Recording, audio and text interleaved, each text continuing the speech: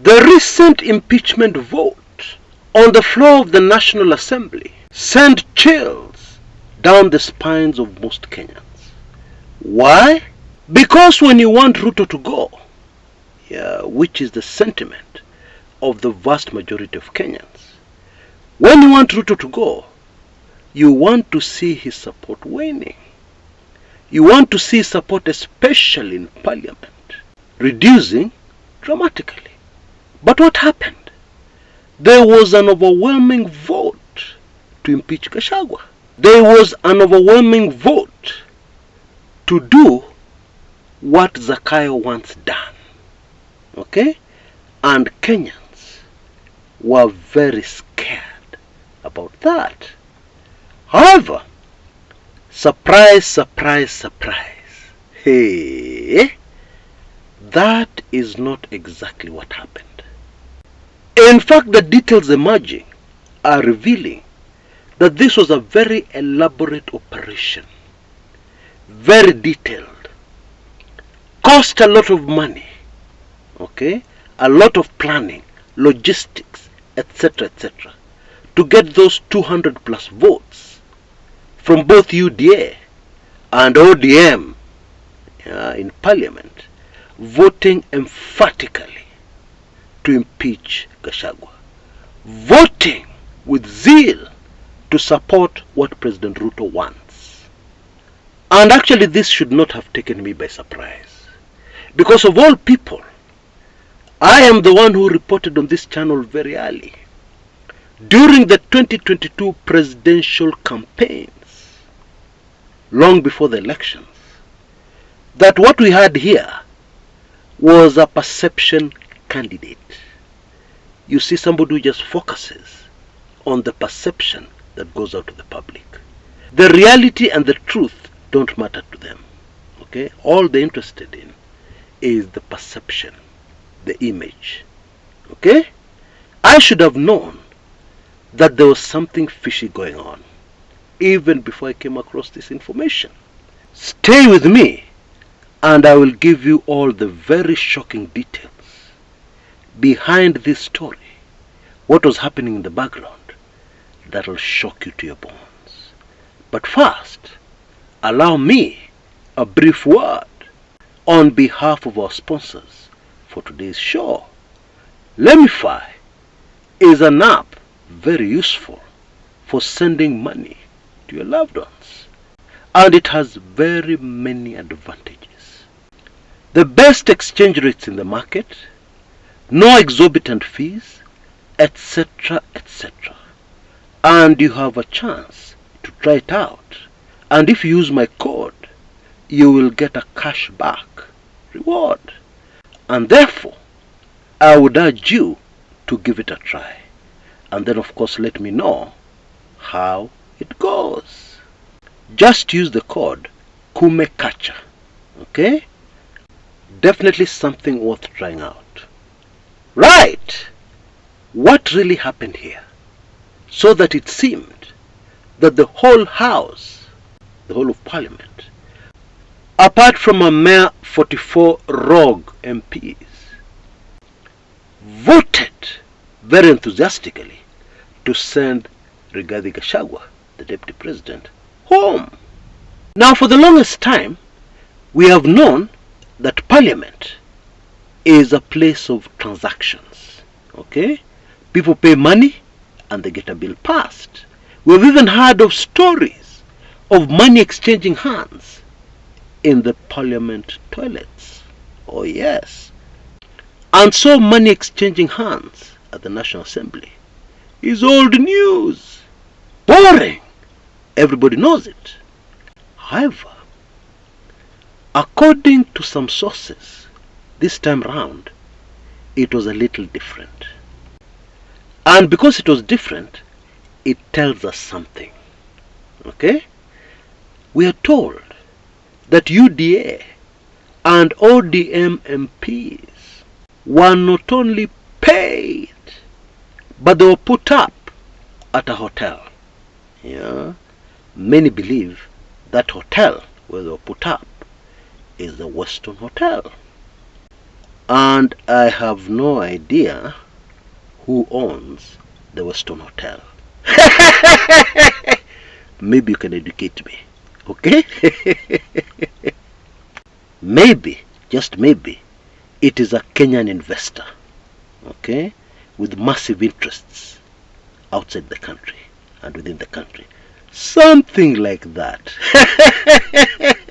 Anyway, they were put up in the hotel and guarded. Why? Because it would seem that in recent times, MPs have been paid, and then on the day of voting, na wamekula pesa, on the day of voting, they suddenly fall sick. They can't make it to parliament. Or they just disappear, okay?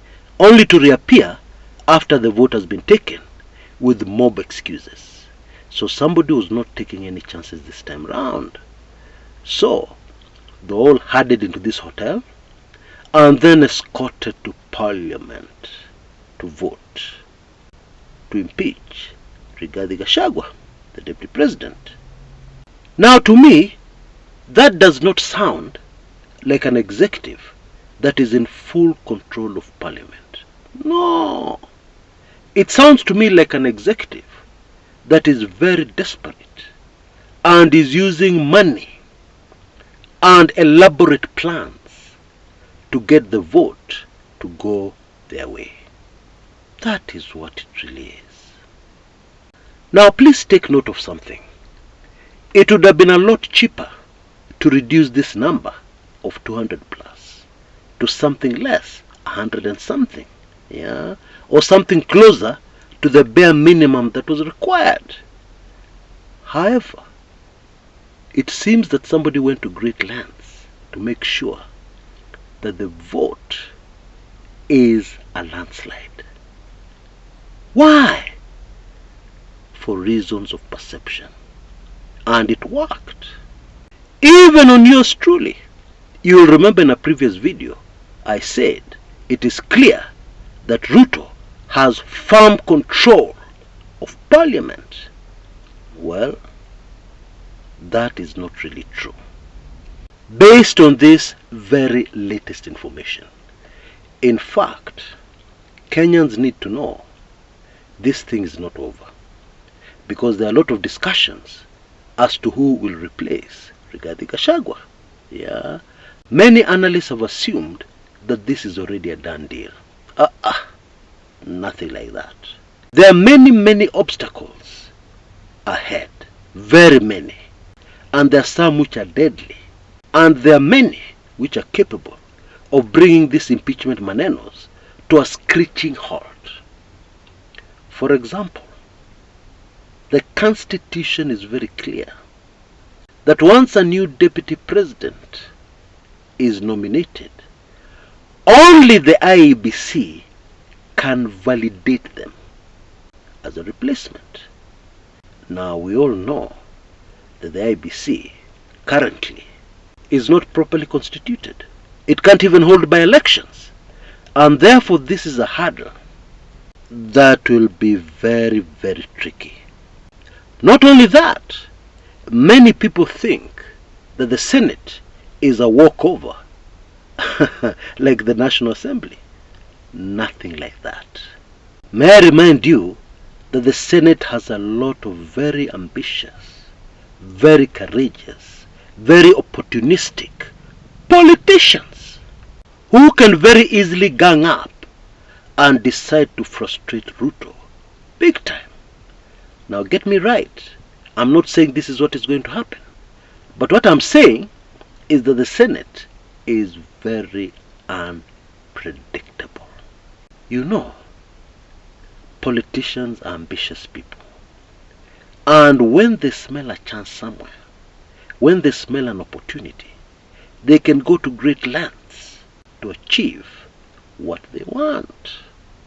And therefore, these Senate hearings are going to be super fascinating.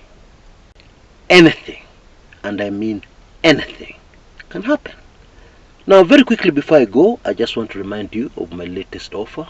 My sizzling special report which drops quite a number of bombshells of what is really happening behind the scenes. You know, these things we see, like what we saw in Parliament with MPs voting, that is not really where the story is, as we have clearly seen from my show today. The real vote happened long before the MPs woke up and went to the National Assembly.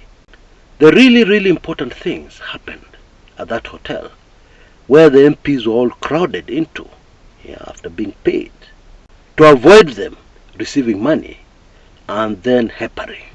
Okay? And I believe that is a very good example. And it cuts right across our politics. What you see happening in the public is not the real story. It is only 10%.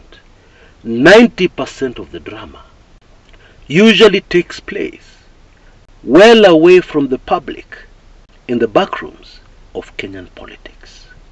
And this special report reveals a lot of what is going on in the backrooms of Kenyan politics, as well as predicting what is going to happen at the end of this drama very soon. So you don't want to miss it. You can see details on your screens right now. For only Kenya shillings in 1999, pop, you'll have this valuable, crazy information, as well as all the other past special reports that you may have missed. Highly sensitive stuff and very informative. The same details are repeated in the description area below this video on YouTube, and also in the comments area. Until next time, this is Chris Kumekucha.